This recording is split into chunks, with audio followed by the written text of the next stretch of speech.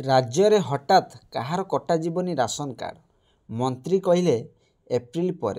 Hello viewers नमस्कार मो कहला स्वागत करुच्ची पीके 7894 यूट्यूब चैनल को प्रथम थर पे चैनल को विजिट कर लाइक शेयर सब्सक्राइब करिए पाखरे दिया बेल आइकन भी ऑल नोटिफिकेशन ऑन करिए जहाँफल नुआ नुआ वीडियो पाइपर।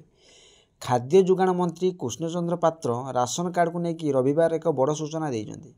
मंत्री कहते जे राज्य में हठात कहार राशन कार्ड कटाजीवनी 30,734 लोक EKYC करना 31 मार्च पर जना पड़ो केते लोक EKYC करना मार्च पर फील्ड विजिट करी जांच कर 6,35,000 पोर्टाल जरिया आवेदन करिसेंति एवं सर्वे चली एप्रिल 15 सुधा यही सर्वे कार्य सर सरकार नुआ पोर्टाल खोली 50,000 आवेदन आसी सर्वे पर नुआ हिताधिकारी सेमानक राशन सामग्री पाइबे बोली मंत्री कहते। अन्यपटे ओडिशा सरकार राशन कार्ड हिताधिकारी को राशन कार्ड पूर्व भली मिलुथिबा गहम पुणी थे चाउल सह मिलिबो बोली कहते। मिलुथिबा चाउलर 20% गहम देवाकू सरकार कहिथिले। बीजेडी सरकार गहम को बंद करी केवल चाउल जुगाउथिले हेले पुणी थे पूर्व भली हिताधिकारी को चाउल सह गहम जुगाई दिए बोली मंत्री कहते।